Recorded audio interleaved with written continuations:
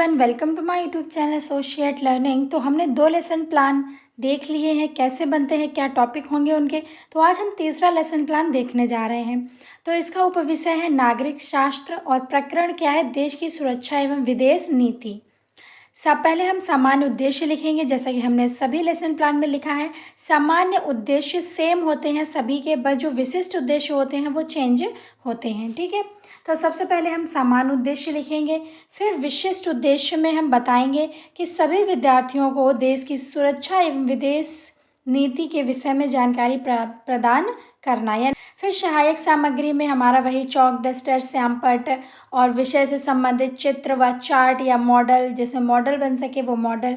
फिर पूर्व ज्ञान, यानी कि बच्चों को सुरक्षा के बारे में, विदेश नीति के बारे में कितना पता है, वो कितना जानते हैं, हम उनसे पूछेंगे। पूर्व ज्ञान के बाद हम प्रस्तावना प्रश्न, यानी कि हम इंट्रोडक्टरी क्वेश्चन पूछेंगे।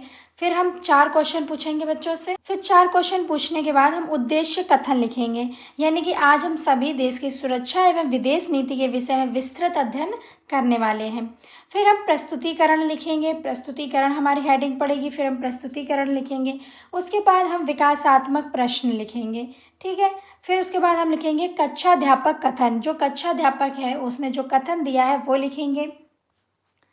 फिर हम ये विकासात्मक जो प्रश्न है, फिर दोबारा से हम विकासात्मक प्रश्न लिखेंगे, उसमें हम ये 4 प्रश्न लिखेंगे। ये हम फोटो भी लगा सकते हैं।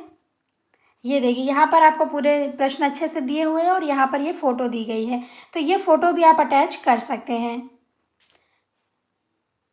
फिर इसके बाद छात्राध्यापक कथन लिखेंगे हम फिर से। फिर उसके बाद विकासात्मक प्रश्न लिखेंगे और फिर से हम क्या लिखेंगे, कक्षाध्यापक कथन। ये देखिए, सेना के अलावा देश की सुरक्षा के लिए कुछ संगठन और भी हैं जिन्हें हम अर्धसैनिक बल कहा जाता है, तो यहाँ पर भी यही लिखा है। फिर उसके बाद लिखा है कुछ संगठन है, जैसे कि संगठन बीएसएफ है, कोस्ट गार्ड है, एनसीसी है। तो ये सब क्या है कि कुछ संगठन है। यहाँ पर आप अपना फ़ोटो या चित्र भी लगा सकते हैं। चित्र ये लगा सकते हैं आप, जेट प्लेन की फ़ोटो लगा सकते हैं क्योंकि ये यूज़ किए जाते हैं। फिर ये श्यामपट्टकार है, उसके नीचे आप श्यामपट्टकार कर सकते हैं। बोध प्रश्न, उसके बाद हम बोध प्रश्न लिखेंगे। देखिए, श्यामपट्टकार इसमें लिखा है, श्यामपट्टकार बाएं पृष्ठ पर अंकित है।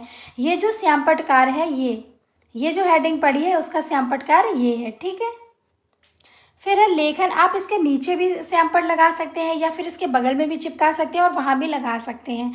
तो आप अंकित कर दीजिए कि हमने वहाँ पर क्या हुआ है, चिपकाया हुआ है। ठीक, लेखन एवं निरीक्षण कार्य भी। फिर इसके बाद आप लिखेंगे लेखन और निरीक्षण कार्य।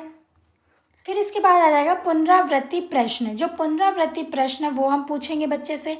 ये 4 या 5 क्वेश्चन होने चाहिए।